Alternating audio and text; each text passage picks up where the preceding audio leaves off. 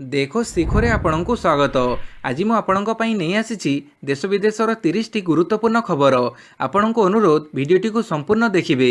ଭଲ ଲାଗିଲେ ଏହାକୁ ଲାଇକ୍ ଓ ସେୟାର ନିଶ୍ଚୟ କରିବେ। ନମ୍ବର 1 ସେପ୍ଟେମ୍ବର ପ୍ରଥମ ସପ୍ତାହରେ ପ୍ରକାଶ ପାଇବ ଯୁକ୍ତ 2 କଳା ପରୀକ୍ଷା ଫଳ। ଉଚ୍ଚ ମାଧ୍ୟମିକ ଶିକ୍ଷା ପରିଷଦ ଦ୍ୱାରା ପରିଚାଳିତ ଯୁକ୍ତ 2 କଳା ବିଭାଗ ପରୀକ୍ଷା ଫଳ ଆସନ୍ତା ସେପ୍ଟେମ୍ବର ମାସରେ ପ୍ରକାଶ ପାଇବ। ଏଥିସହ ଧନ୍ଦାମୂଳକ ପରୀକ୍ଷା ଫଳ ବି ସେପ୍ଟେମ୍ବର ପ୍ରଥମ ସପ୍ତାହରେ ପ୍ରକାଶ ପାଇବ। ଏନେଇ ବିଦ୍ୟାଳୟ ଗଣଶିକ୍ଷା ମନ୍ତ୍ରୀ ସମୀର ରଞ୍ଜନ ଦାସ ସୂଚନା ଦେଇଛନ୍ତି।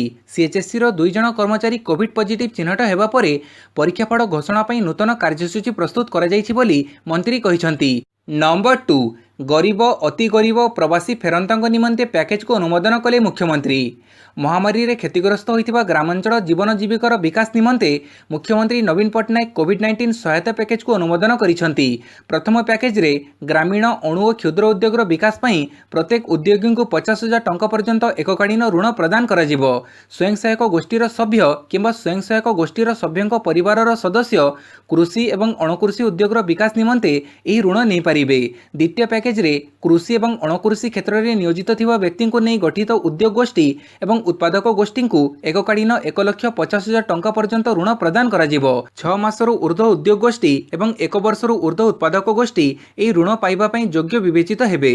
ତୃତୀୟ ପ୍ୟାକେଜରେ ଅତି ଗରିବ କିମ୍ବା ଅସହାୟ ପରିବାର ଯଥା ଦିବ୍ୟାଙ୍ଗ ଆଦିମ ଜନଜାତି ବିଧବା ତୃତୀୟ ଲିଙ୍ଗୀ ନିରାଶ୍ରୟ ମହିଳା ମୁଖ୍ୟ ଥିବା ପରିବାର ଇତ୍ୟାଦିଙ୍କ ଦ୍ୱାରା ପରିଚାଳିତ ଉଦ୍ୟୋଗ ତଥା ଜୀବିକାର ଉନ୍ନତି ନିମନ୍ତେ 20,000 ଟଙ୍କା ପର୍ଯ୍ୟନ୍ତ ଋଣ ପ୍ରଦାନ କରାଯିବ। ଚତୁର୍ଥ ପ୍ୟାକେଜରେ କୋଭିଡ୍-19 ମହାମାରୀ ସମୟରେ ରାଜ୍ୟକୁ ଫେରିଥିବା କୁଶଳୀ ଓ ଅର୍ଦ୍ଧକୁଶଳୀ ପ୍ରବାସୀ ଫେରନ୍ତାଙ୍କ ଦ୍ୱାରା ଉଭୟ ପୁରୁଣା ଉଦ୍ୟୋଗର ବିକାଶ ତଥା ନୂତନ ଉଦ୍ୟୋଗର ଆରମ୍ଭ ନିମନ୍ତେ 1 ଲକ୍ଷ ଟଙ୍କା ପର୍ଯ୍ୟନ୍ତ ଋଣ ପ୍ରଦାନ କରାଯିବ। ଏହି ସ୍ୱତନ୍ତ୍ର ପ୍ୟାକେଜ ଘୋଷଣାର 6 ମାସ ପର୍ଯ୍ୟନ୍ତ ବୈଧ ରହିବ। ଏହି ବାବଦରେ ଆଞ୍ଚଳିକ ମଞ୍ଚ ଗ୍ରାମ ପଞ୍ଚାୟତ ସ୍ତରୀୟ ସଂଘ ପାଖରେ ମହଜୁଦ ଥିବା ବଳକା ଅର୍ଥ ରାଶି ଅନୁମାନିକ 200 କୋଟି ଟଙ୍କା ଖର୍ଚ୍ଚ କରାଯିବାର ଲକ୍ଷ୍ୟ ରଖାଯାଇଛି। ନମ୍ବର 3 ବିନା ପ୍ରବେଶିକା ପରୀକ୍ଷାରେ MBA PGDMରେ ନାମଲେଖା। MBA O post graduate diploma in management ଅର୍ଥାତ୍ PGDM ପାଠ୍ୟକ୍ରମରେ ନାମଲେଖା ପାଇଁ ପ୍ରବେଶିକା ପରୀକ୍ଷାର ଆବଶ୍ୟକତା ନାହିଁ। UG ପାଠ୍ୟକ୍ରମରେ ଛାତ୍ରଛାତ୍ରୀ ରଖିଥିବା ମାର୍କକୁ ଆଧାର କରି ଶିକ୍ଷାନୁଷ୍ଠାନରେ ନାମଲେଖା ହେବ। କୋଭିଡ୍-19 ଯୋଗୁଁ ଅଧିକାଂଶ ପ୍ରବେଶିକା ପରୀକ୍ଷା ହୋଇପାରିନଥିବାରୁ all India council of technical education ଏଭଳି ନିଷ୍ପତ୍ତି ନେଇଛି। AICTE ପକ୍ଷରୁ ସ୍ପଷ୍ଟ କରାଯାଇଛି ଯେ ମହାମାରୀକୁ ଆଖି ଆଗରେ ରଖି କେବଳ 2020-21 ଶିକ୍ଷାବର୍ଷ ଲାଗି ନାମଲେଖାରେ ଏଭଳି କୋହଳ କରାଯାଇଛି। ଆଗାମୀ ବର୍ଷଗୁଡ଼ିକରେ ଏହି କୋହଳ ରହିବ ନାହିଁ। MBA ଓ PGDM ପାଠ୍ୟକ୍ରମରେ ନାମଲେଖା ପାଇଁ ପ୍ରତିବର୍ଷ ସର୍ବଭାରତୀୟ ପ୍ରବେଶିକା ପରୀକ୍ଷା cat jet CMAT ATM MAT GMAT ସହ ରାଜ୍ୟଗୁଡ଼ିକ ନିଜ ନିଜର ସ୍ୱତନ୍ତ୍ର ପ୍ରବେଶିକା ପରୀକ୍ଷା କରିଥାନ୍ତି। ତେବେ ସଂକ୍ରମଣକୁ ଦୃଷ୍ଟିରେ ରଖି କେତେକ ରାଜ୍ୟ ଏହି ପ୍ରବେଶିକା ପରୀକ୍ଷା କରିନାହାନ୍ତି। ନମ୍ବର 4 ଏଣିକି ଘରୋଇ ସଂସ୍ଥାରେ ଶସ୍ତା ହେବ କୋଭିଡ୍ ଟେଷ୍ଟ। ଏଣିକି ଘରୋଇ ସଂସ୍ଥାରେ କୋଭିଡ୍ ଟେଷ୍ଟ ଶସ୍ତା ହେବ। 2,200 ଟଙ୍କା ବଦଳରେ 1,200 ଟଙ୍କାରେ ହେବ RT-PCR ଟେଷ୍ଟ। ଏନେଇ ସୂଚନା ଦେଇଛନ୍ତି ଅତିରିକ୍ତ ମୁଖ୍ୟ ଶାସନ ସଚିବ ପ୍ରଦୀପ୍ତ ମହାପାତ୍ର। ଆଗରୁ ଘରୋଇ ଲ୍ୟାବ୍ରେ କୋଭିଡ୍ ଟେଷ୍ଟ ପାଇଁ ରାଜ୍ୟ ସରକାର ମୂଲ୍ୟ ଧାର୍ଯ୍ୟ କରିଥିଲେ। GST ମିଶାଇ RT-PCR ଟେଷ୍ଟ ପାଇଁ ସର୍ବାଧିକ ଫି 2,200 ଟଙ୍କା ଥିଲା। ଅର୍ଥାତ୍ ଘରୋଇ ଲ୍ୟାବ୍ରେ କୋଭିଡ୍-19 ଟେଷ୍ଟ କଲେ GST ସହ 2,200 ଟଙ୍କା ଦେବାକୁ ପଡ଼ୁଥିଲା। ସେହିଭଳି ଏହି ଟେଷ୍ଟ ପାଇଁ ଭୁବନେଶ୍ୱର 4ଟି ଘରୋଇ ଲ୍ୟାବ୍କୁ ଅନୁମତି ମିଳିଛି। ଆପୋଲୋ ହସ୍ପିଟାଲ ସମ୍ ହସ୍ପିଟାଲରେ ଟେଷ୍ଟ ହୋଇପାରିବ। ତା ସହିତ ଇନ୍ DNA ଲାଇଫ୍ ସାଇନ୍ସ ଲି ଜେନେକ୍ସ ଡାଏଗ୍ନୋଷ୍ଟିକ୍କୁ ମଧ୍ୟ ଟେଷ୍ଟ କରିବା ପାଇଁ ଅନୁମତି ଦେଇଛନ୍ତି ରାଜ୍ୟ ସରକାର। ପାଣିପାଗ ସୂଚନା ଆଜି ରାଜ୍ୟରେ ଅତି ପ୍ରବଳ ବର୍ଷା। କାଲି ବାଂଲାଦେଶ ନିକଟସ୍ଥ ଉତ୍ତର ବଙ୍ଗୋପସାଗରରେ ଏକ ଲଘୁଚାପ କ୍ଷେତ୍ର ସୃଷ୍ଟି ହୋଇଛି। ଏହାର ପ୍ରଭାବରେ ଆଜି ଓଡ଼ିଶାର 9 ଜିଲ୍ଲାରେ ଅତିରୁ ଅତି ପ୍ରବଳ ବର୍ଷିବ। ଫଳରେ ପାହାଡ଼ିଆ ଅଞ୍ଚଳରେ ଭୂସ୍ଖଳନର ଆଶଙ୍କା ରହିଥିବା ସମୟରେ ଖାଲୁଆ ଜମିରେ ପାଣି ଜମି ରହିବ। କଚ୍ଚା ସଡ଼କ ଓ କଚ୍ଚା ଘର ଭାଙ୍ଗିଯିବାର ଆଶଙ୍କା ରହିଛି। ଏନେଇ କ୍ଷୟକ୍ଷତି ନେଇ ସତର୍କ କରିବାକୁ ଆଞ୍ଚଳିକ ପାଣିପାଗ ବିଜ୍ଞାନ କେନ୍ଦ୍ର ପକ୍ଷରୁ ରେଡ୍ ୱାର୍ଣ୍ଣିଂ ଜାରି କରାଯାଇଛି। ଆଜି ରାଜ୍ୟର 9 ଜିଲ୍ଲାରେ ଅତିରୁ ଅତି ପ୍ରବଳ ବର୍ଷିବା ନେଇ ରେଡ୍ ୱାର୍ଣ୍ଣିଂ ଜାରି କରାଯାଇଛି। ଏହି ଜିଲ୍ଲାଗୁଡ଼ିକ ହେଲା ସମ୍ବଲପୁର ସୋନପୁର ବରଗଡ଼ ବୌଦ୍ଧ ବଲାଙ୍ଗୀର କଳାହାଣ୍ଡି କନ୍ଧମାଳ ନୂଆପଡ଼ା ଦେବଗଡ଼। ଏଥିସହ ଝାରସୁଗୁଡ଼ା ସୁନ୍ଦରଗଡ଼ ନବରଙ୍ଗପୁର ଅନୁଗୁଳ ଓ କେନ୍ଦୁଝରରେ ପ୍ରବଳ ବର୍ଷା ସମ୍ଭାବନାକୁ ନେଇ ଅରେଞ୍ଜ ୱାର୍ଣ୍ଣିଂ ଜାରି ହୋଇଛି। 27 ତାରିଖ ଦିନ ବର୍ଷା କମିଯିବ ଓ ବରଗଡ଼ ନୂଆପଡ଼ା ବଲାଙ୍ଗୀର ଝାରସୁଗୁଡ଼ା ସମ୍ବଲପୁର ସୁନ୍ଦରଗଡ଼ ଓ କେନ୍ଦୁଝର ଆଦି ଜିଲ୍ଲାର କିଛି କିଛି ସ୍ଥାନରେ ପ୍ରବଳ ବର୍ଷା ହେବ। 28 ତାରିଖକୁ ପାଗ ଶୁଖିଲା ହେବ। ନମ୍ବର 6 ରାଜ୍ୟରେ ପୁଣି 2752 ପଜିଟିଭ୍ ଚିହ୍ନଟ। ସୁସ୍ଥ ହେଲେ 2546 ଆକ୍ରାନ୍ତ। काली राज्य में 2752 आक्रांत चिन्हट होती। एमानक मध्यरु संगरोधरु 1708 और स्थानीय अंचल 1044 पॉजिटिव चिन्हट होता जणाई। एवं राज्य में आक्रांतों संख्या 84,231 को वृद्धि पाई। काली खोर्धा जिलूर सर्वाधिक 423, कटकू 247, जाजपुर 217 और गंजाम 212 जन पॉजिटिव चिन्हट होता बेले रायगढ़ 177, कोरापुट 174, पुरी 144, मयूरभंज 137, बालेश्वर 129, नयगढ़ 103, जगतसिंहपुर और मालकानगिरी 101 लेखाएं, केन्द्रापड़ा 97, कंधमाड़ 95, गजपति 60, भद्रक 58, संबलपुर 55, सुंदरगढ़ 44, बरगढ़ और केन्दुझर जिलूर 28 लेखाएं, नवरंगपुर 27, अनुगुड़ 23, कलाहांडी 16, झारसुगुड़ 15, बलांगीर 14, बौद्धर 11, नुआपड़ 8, देवगढ़ 6, ढेंकानाल और सुवर्णपुर जिलूर जड़े लेखाएं आक्रांत चिन्हट होती। राज्य काली 2546 जन आक्रांत सुस्थ होती। एजावत राज्य 59,470 जन सुस्थ होता जमापड़ी। नंबर 7, नीट और जेई परीक्षा घुंचैवाकू चिठी लिखिले मुख्यमंत्री। महामारी को दृष्टि में रखी सेप्टेम्बर मासरे अनुष्ठित होगा जेई मेन और नीट परीक्षा को घुंचैवाकू अनुरोध करी केंद्र शिक्षा मंत्री डॉक्टर रमेश पोखरियाल निशंक को मुख्यमंत्री नवीन पट्टनायक काली चिठी लिखिछंती। राज्यर 50,000 अधिक छात्र छात्री नीट परीक्षा देउथिबा बेले 40,000 अधिक छात्र छात्री जेई मेन परीक्षा देबे। एथिलागी राज्य में मात्र 7टी सहर में परीक्षा केन्द्र कर जाइछि। फଳରେ बहु संख्यक छात्र छात्री एकत्र हेबे एवं कोविड संक्रमण आशंका वृद्धि पाइब एवं महामारी दृष्टि यह विपदमुक्त नुहे। तेणु परीक्षा घुंचैवा जरूरी। राज्यर 30टी जिले में परीक्षा केन्द्र खोल जावाकू जातीय परीक्षा एजेंसी को निर्देश देवाकू मुख्यमंत्री मध्य केन्द्रमंत्री को अनुरोध करिसेंती। नंबर 8, यूजी और पीजी शेष सेमिस्टर परीक्षा प्रसंग सुप्रीमकोर्ट निष्पत्ति को मानिबू कहिले उच्चशिक्षा मंत्री। यूजी और पीजी शेष सेमिस्टर छात्र छात्री परीक्षा हेब कि नहीं सुप्रीमकोर्ट में चूड़ांत निष्पत्ति बाकी थिबा बेले छात्र छात्री मध्य आशा आशंका बढ़ुछि। एभली समय उच्चशिक्षा मंत्री अरुण कुमार साहू काली कहिसेंति जे राज्य सरकार सुप्रीमकोर्ट में पक्ष रखि सारिछंती। विकल्प मूल्यांकन नहीं आमे मत देइछु। धरंतु किए 5टी सेमिस्टर देइछि से सबुर एवरेज हिसाब रे मार्क देबा कथा कहिछु। एबे सुप्रीमकोर्ट जहाँ निष्पत्ति नेबे आमे मानिबू। नंबर 9, कटक रे कटकणा मध्य हेब दुर्गा पूजा कहिले जिलापाल। महामारी जोगु चलित वर्ष कटकर ऐतिहासिक दुर्गापूजा कटकणा मध्य संपन्न हेब। जिलापाल भवानी शंकर चैनी गणमाध्यम को यह सूचना देइछंती। जिलापाल सूचना देइछंती जे संक्रमण को दृष्टि में रखी एभली निष्पत्ति निया जाइछि। जिलापाल कहिछंती दुर्गापूजा मंडप गुड़िकरे साजसज्जा हेब नाही। सेहिभली लोकंकर गहड़ी मध्य होई परिबो नाही। नियम न मानिले कड़ा कार्यानुष्ठान निया जिवो। नंबर 10, विशेष नंबर पर आरटीओ अधिक फी नहीं पारिबे नाही कहले अमिकस क्यूरी। मोटरयान अधिनियम धारा 42(2) अनुसार राज्य सरकार मोटरयान पंजीकरण पर केंद्र सरकार द्वारा निर्धारित कर फी रु अधिक फी नहीं पारिबे नाही। फैंसी नंबर नीलाम मध्य यही धारा अनुसार कर नाही। सुप्रीमकोर्ट द्वारा नियुक्त अमिकस क्यूरी तथा वरिष्ठ आईनजीवी मनोज स्वरूप द्वारा सुप्रीमकोर्ट रे दाखल कर रिपोर्ट रे यह कहुଯାଇଛି। मोटरयान पंजीकरण संबंध में सुप्रीमकोर्ट निर्देश अनुसार अमिकस क्यूरी रिपोर्ट दाखल करिसंती। रिपोर्ट रे अमिकस क्यूरी मोटरयान आईन 1988 धारा 42.2 अनुसार जानर पंजीकरण पर राज्य सरकार सही फी नेबे जहाँ केंद्र सरकार निर्धारण करिबे बोली उल्लेख करिसंती। नंबर 11, बरमुंडा बसस्टाण्ड उन्नतीकरण आरंभ 2 वर्ष रे पाइब नुआ रूप। बरमुंडा बसस्टाण्ड उन्नतीकरण नहीं दीर्घ वर्ष है राज्य सरकार योजना करुथिले हैं यह एबे सफल हेबाकू जाउछि। ब्रिज एंड रूप कंपनी इंडिया पक्षरु बसस्टाण्ड उन्नतीकरण काम आरंभ होइछि। अगस्त 2022 सुधा बरमुंडा बसस्टाण्ड को नुआ रूप देबाकू योजना होइछि। एबे खंडगिरी बारी रे अस्थायी बस डिपो निर्माण काम आपाततः शेष होइछि। खूब शीघ्र एठाकू ओएसआरटीसी बस एवं अन्यान्य घरोई बस स्थानांतर हेब। या परे जोरदार काम आरंभ हेब बोली बीडीए उपाध्यक्ष प्रेमचंद चौधरी कहिसंती। प्रस्तावित नूतन बस टर्मिनाल रे फुडकोर्ट रु आरंभ करी आवश्यक पार्किंग एलिवेटर और एस्केलेवेटर रहिबो। पानीय जल जोगाण, वर्ज्य जल विशोधन, बस धरिबा पई आवश्यक व्यवस्था, पूरा बसस्टाण्ड रे वाईफाई सेवा उपलब्ध हेबो। सौरशक्ति व्यवस्था रे विद्युत संयोग हेबो। एई बसस्टाण्ड रो स्वतंत्रता हेबो याठारु विशाखापट्टनम, हैदराबाद, रायपुर, रांची, कोलकाता, बेंगलुरु समेत देशर विभिन्न स्थान को नियमित बस चलाचल करिबो। नंबर 12, प्रशांत भूषण मामला रे राय संरक्षित रखिले सुप्रीमकोर्ट। वरिष्ठ आईनजीवी प्रशांत भूषण अदालत अवमानना मामला रे सुप्रीमकोर्ट काली राय संरक्षित रखिछंती। किछि दिन पूर्व सुप्रीमकोर्ट अदालत अवमानना मामला रे प्रशांत भूषण को दोषी साब्यस्त करथिले। हेले एजे तांका विरोध रे दंडविधान करा जाई नाही। निजर भूल पई जदि प्रशांत भूषण क्षमा प्रार्थना करिवे ताहेले तांको कोनोसी प्रकारर दंडा दिया जाई न पारे बोली कोर्ट शर्त रखिछंती। हेले प्रशांत भूषण निज जिद रे अटळ रही क्षमा मागिबे नाही बोली कहिछंती। काली शुणाणी बेले आटर्नी जनरल के वेणुगोपाल निजर पक्ष रखी प्रशांत भूषण को क्षमा कर दिया उचित बोली जस्टिस अरुण मिश्रा खंडपीठ को जनइछंती। तेबे खंडपीठ कहिसंती जड़े वरिष्ठ आईनजीवी एभली व्यवहार आदौ ग्रहणयोग्य नुहे।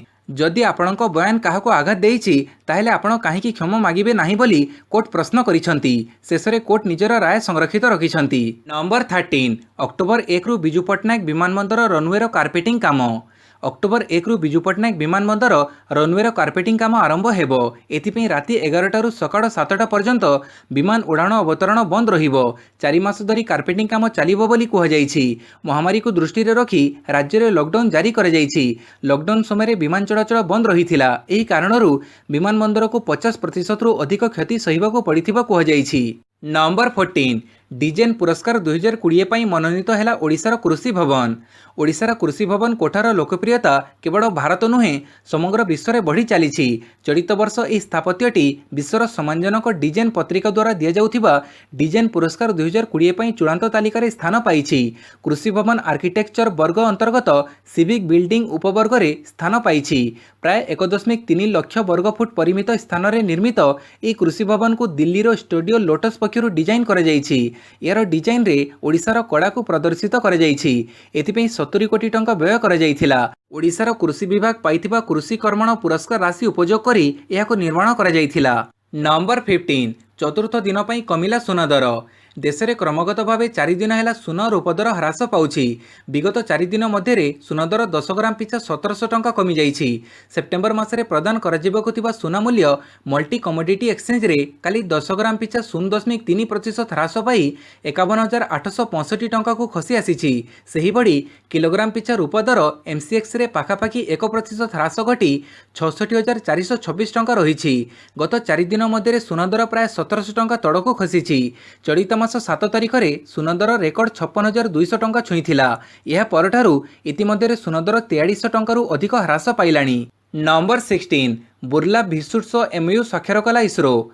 भारतीय अंतरिक्ष गवेषणा केन्द्र इसरो पक्षर बुर्ला स्थित वीर सुरेन्द्र साय वैषयिक विश्वविद्यालय भिसुट सह मंगलवार दिन एमयू स्वाक्षरित कर जहाँफल इसरो पक्षर महाकाश गवेषणा क्षेत्र में वैषयिक आर्थिक सहायता कर।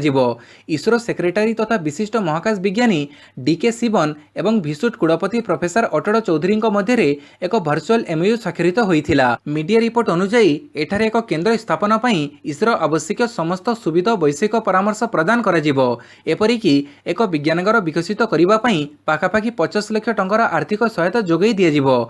अपरपक्षे प्रथम थर पर इसरो देशर एक विश्वविद्यालय सह गवेषणा चुक्ति करिछि। नंबर 17 देश में पुणी 60,974 कोविड आक्रांत चिन्हट।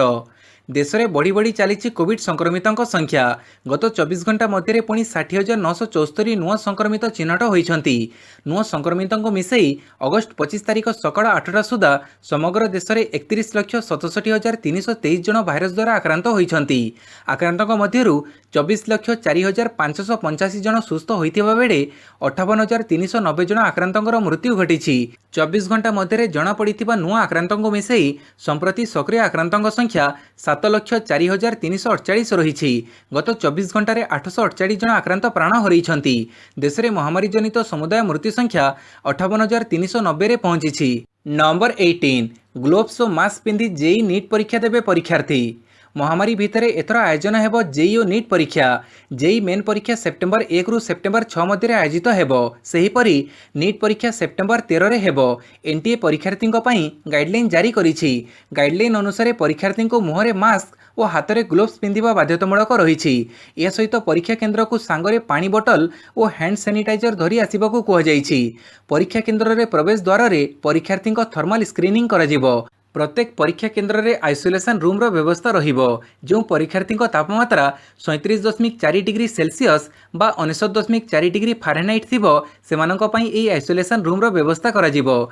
परीक्षार्थी को परीक्षा केन्द्र में प्रवेश पूर्व साबुन रे हाथ धोइबाकू पड़िबो। नंबर 19 चाइना सीमांत रे एयर डिफेन्स मिसाइल मुतयन कला भारत। भारत चाइना मध्य सीमा बद थमिबार ना धरुनी। बदर समाधान पर घन घन बैठक बसुले हें एजे कौन सुफल मिलूना, बरं सीमार चाइना गुप्त भाव तार कार्यकलाप आगक बढ़ारे लगी। यह चेक देवाई काली भारत पक्षर चाइना सीमार अधिक संख्यक जवान मुतयन कर कांध उपरे रखी शत्रुपक्ष को मात दे पारुथिबा एयर डिफेन्स मिसाइल जोगई दि जाइछि। ईस्टर्न लद्दाख सीमार चाइनार एकाधिक हेलिकप्टर उड़ुथिबा देखिबाकू मिलिबा परे भारतीय सेना पक्षर एभली पदक्षेप ग्रहण कर जाइछि। एही कारणरू गुरुत्वपूर्ण उच्च स्थान गुड़िकरे मिसाइल सह जवान को मुतयन कर जाइछि। नंबर 20 मंदिर खोलिबा प्रसंग पुणी हाइकोर्ट रे। जगन्नाथ मंदिर सहित राज्यर समस्त धर्मानुष्ठान खोलिबा प्रसंग को नहीं पुणी हाइकोर्ट रे आवेदन दायर होईछि। निर्दिष्ट समयसीमा भितर धर्मानुष्ठान खोलिबा प्रसंग रे निष्पत्ति नेबाकू कहिबा सहित एथिपई निर्दिष्ट तारीख धार्य करिबा पई सरकार को निर्देश देबाकू आवेदन रे अनुरोध कर जाइछि। आईनजीवी जयंत कुमार बड़ हाइकोर्ट रे अंतरीण आवेदन दायर करिसंती। नंबर 21 सेप्टेम्बर 14 रु संसदर मौसुमी अधिवेशन। महामारी संक्रमण भितर आसंता 14 तारिख रु संसदर मौसुमी अधिवेशन आरंभ हेबो। यह अक्टोबर 1 जाए कार्य करिबो बोली काली खबर प्रकाश पाइछि। चलित अधिवेशन रे संसदर उभय सदन बिना अपडे रे चलिबो, अर्थात कोनोसी छुट्टी रहिबो नाही और शनिवार एवं रविवार भी गृह कार्य चालू रहिबो। प्रतिदिन 4 घंटा लेखाएं गृह कार्यक्षम हेबो। सेहीपरि दुईटी पर्यायर गृह कार्य को परिचालन करने सरकार लक्ष्य रखिछंती। प्रथम पर्याय सकाळे और द्वितीय पर्याय मध्याह्न बसिबो। 18 दिन धरी संसदर मौसुमी अधिवेशन निरविच्छिन्न भाव कार्य करिबो बोली सरकार निष्पत्ति नैछंती। नंबर 22 बिल्डिंग भुशुड़िबा घटना 11 मृत 22 घंटा धरी चलीछि उद्धार कार्य। महाराष्ट्र रायगढ़ बिल्डिंग भुशुड़िबा घटना रे एजे ध्वंसावशेष तलू 11 जनक मृतदेह उद्धार कर जाइछि। एबे भी भग्नावशेष तले 20 रु अधिक लोक चापी होई रहिथिबा आशंका कर जाउछि। तेणु उद्धारकारी दल सेमानकु ठाब करिबा पई उद्यम जारी रखिछंती। उद्धार कार्य को 22 घंटा बीतीथिले मध्य यह संपूर्ण भावे शेष होई पारि नाही। पहर दिन संध्या समय रे ही एही 5 महला विशिष्ट बिल्डिंग टी भुशुड़ी पड़ीथिला। यह मध्य 100 रु अधिक लोक फसी रही जाइथिले। एनडीआरएफ टीम और अन्य उद्धारकारी दल घटनास्थल रे पहुंची लोकंकु बंचेबा पई उद्यम आरंभ करिथिले। नंबर 23 बाइडेन जितिले चीन अमेरिका को किणी नेबो कहिले ट्रम्प। आसंता नवेम्बर 3 तारिख राष्ट्रपति निर्वाचन में तांकर प्रतिद्वंदी तथा डेमोक्रेटिक दलर प्रार्थी जो बाइडेन जदि विजय लाभ करती तेबे चीन अमेरिका को किणी नेबो बोली राष्ट्रपति डोनाल्ड ट्रम्प आक्षेप करी कहिसंती। बाइडेन तांको प्रार्थीत्व ग्रहण अभिभाषण में चीन संपर्क में पदटीए भी उच्चारण करिनथिबारु ट्रम्प एपरी आशंका व्यक्त करिथिबा कहिसंती। सेहीपरि गोइंदा रिपोर्ट अनुसार बाइडेन परवर्ती राष्ट्रपति हेबाकू चीन राष्ट्रपति सी जिनपिंग इच्छा प्रकट करुथिबा स्पष्ट होईछि। सुतरां अमेरिकार मर्यादा को अक्षुण्ण रखिबा लागि लोके केबे भी तांको हरिबेनी बोली ट्रम्प आशावादी थिबा कहिसंती। नंबर 24 महामारी रे 9 जनकर मृत्यु मोट मृतकों संख्या 428। काली राज्य में महामारी रे 9 जनकर मृत्यु घटी। या फଳରେ राज्य में महामारी जनित मृत्यु संख्या 428 को वृद्धि पाई। काली गंजाम और सुंदरगढ़ 2 जण लेखाएं, बालेश्वर बलांगीर कटक गजपति और खोर्धारू जणे लेखाएं संक्रमितों मृत्यु घटी। यही समस्त मृतक पुरुष बोली जना पड़ी। नंबर 25 मानसिक स्वास्थ्य अधिकार एक्शन रिपोर्ट दियो राज्य को एनएचआरसी निर्देश। मानसिक स्वास्थ्य अधिकार संपर्कित एक्शन रिपोर्ट दाखल करने देशर सबु राज्यर मुख्य शासन सचिवों को जातीय मानवाधिकार आयोग निर्देश देइछंती। सुप्रीमकोर्टर आईनजीवी तथा मानवाधिकार कर्मी राधाकांत त्रिपाठी द्वारा दाखल कर पिटिशन शुणाणी करी एनएचआरसी निर्देश जारी करिछंती। सरकार द्वारा मानसिक स्वास्थ्य संपर्क में कौनसी आवश्यक पदक्षेप न नेबा तथा महामारी समय आत्महत्यार धारा वृद्धि होइथिबार श्री त्रिपाठी पिटिशन रे दर्शाइछंती। प्रत्येक नागरिकंकर मानसिक स्वास्थ्य अधिकार को सुनिश्चित करिबा तथा मानसिक रोग निराकरण तथा चिकित्सा पाई से एनएचआरसी हस्तक्षेप लोड़िछंती। नंबर 26 नीरव मोदी पत्नी को गिरफ पाई जारी है वारेंट। ऋण खिलाप करी हीरा व्यवसायी नीरव मोदी पत्नी आमी मोदी नारे काली गिरफ परवाना जारी कर जाइछि। इंटरपोल पक्षरु तांको नारे रेड कर्नर नोटिस जारी कर जाइछि। ए रेड कर्नर नोटिस अर्थ ग्लोबल अरेस्ट वारेंट। भारत में श्रीमती मोदी नारे मनी लॉन्ड्रिंग मामला रुजु होइछि। एही आधार रे इंटरपोल तांको नारे गिरफ परवाना जारी करिछि। 2019 रे शेष थर पई आमी मोदी को अमेरिका रे देखिबाकू मिलिथिला। वर्तमान से केउठी अछंती ता खबर कहा पाखरे नाही। अन्य पक्षरे नीरव मोदी भारतरू प्राय 14,000 कोटी टंकार ऋण नै ब्रिटेन पड़ैथिले। तांको सेटारे गिरफ कर जाइछि। भारत तांको प्रत्यर्पण करिबाकू मामला मध्य करिछि। नंबर 27 कर्णाटक रे कोविड पई लागू समस्त यातायात कटकणा हटिला। देशर प्रथम राज्य भावे कर्णाटक रे कोविड पई दीर्घ 5 मास ହେଲା लागू होइतिबा समस्त यातायात कटकणा को कालीठारु हटई दिया जाइछि। कोविड संक्रमण पई ई पास्टरु आरंभ करी सरकार 14 दिनिया क्वारंटाइन नियम लागू करिथिले, हेले कालीठारु एगुडी को हटई दिया जाइछि। सेहिपरि हाथ उपरे लगा जाउथिबा क्वारंटाइन स्टाम्प व्यवस्था भी उच्छेद होइछि। निकटरे केंद्र सरकार सबु राज्य को चिठी लेखि राज्य भितरे अंतरराज्य यातायात उपरे केही भी कटकणा लगै परिबे नाही बोली निर्देश देइथिले। एहाकु दृष्टिरे रखी कर्णाटक सरकार लोक माल परिवहन जीवा आसिबारे लगैथिबा समस्त कटकणा को उच्छेद करि दैछन्ति। बिना कोनसी कटकणारे लोकमाने कर्णाटक को आसी परिबे ओ जाई परिबे। नंबर 28 ट्रकर ड्राइवर साहाय्य मागुथिले, लोके माछ बोहिबारे व्यस्त। सुंदरगढ़ निकट कंदबाहाल निकट बिजू एक्सप्रेस वे रे मंगलवार दिन एक अभावनीय घटना देखा मिलिथिला। एक माछ बोझेई मिनी ट्रक ओलटी पड़िबारु ट्रकर ड्राइवर एवं हेल्पर आहत होइथिले। स्थानीय लोकंक एथिप्रति निगा नथिला। आहत मानकु उद्धार करिबा बदଳରେ ओलटी पड़िथिबा ट्रकर माछ बोहिबारे व्यस्त थिले लोके। राजपथ कड़े एही ट्रकटी ओलटी पड़िथिया बेले लोकमाने मात्र केई मिनिट रे माछ सबु बोही नेइथिले। आहत ड्राइवर आतुर निवेदन केही शुणी नथिले। एही माछबुह दृश्य को किछि लोक मोबाइल रे रेकर्डिंग करिबा देखा जाइथिला। नंबर 29 स्वामी संपत्ति रे द्वितीय पत्नीकर अधिकार नाही कहिले मुंबई हाईकोर्ट। कौनसी व्यक्ति दुई जन को विवाह करिथिबे तेबे तांकर द्वितीय पत्नी संपत्ति रे दाबी करि परिबे नाही। केवल प्रथम पत्नी स्वामी संपत्ति रु भाग पाई परिबे। तेबे दुई पत्नीकर संतान संतति ई संपत्ति रे अंशीदार होई परिबे। एक मामलार विचार करी मुंबई हाईकोर्ट मंगलवार एपरि राय सुनाइछन्ति। Justice SJ. कथवाला और जस्टिस माधव जमदार खंडपीठ ये टिप्पणी देइछन्ति। नंबर 30 साउथहैम्पटन टेस्ट पाकिस्तान को वर्षा भरोसा। वर्षा बाधाप्राप्त इंग्लैंड पाकिस्तान तृतीय टेस्ट निर्णायक स्थिति में पहुंची। पंचम तथा शेष दिन फॉलोअन पर द्वितीय इनिंग्स बैटिंग आरंभ कर पाकिस्तान शेष खबर सुधा 61 ओवर 2 विकेट हरई 109 रन कर। अधिनायक अजहर अली 31 और बाबर आजम 11 रन कर अपराजित थिले। पाकिस्तान 201 रन पछरे थिबा बेले इंग्लैंड 8 विकेट अख्तियार करिपारिले तृतीय टेस्ट रे विजय ध्वज उड़ेइब। पंचम दिन आरंभरू वर्षा वित्पात देखा मिलिथिला। एपरिकी दिनर 2टी अधिवेशन धोई जाइथिला। तृतीय अधिवेशन रे खेल आरंभ होइथिला। भिडियोटी को संपूर्ण देखिथिबारु बहुत बहुत धन्यवाद।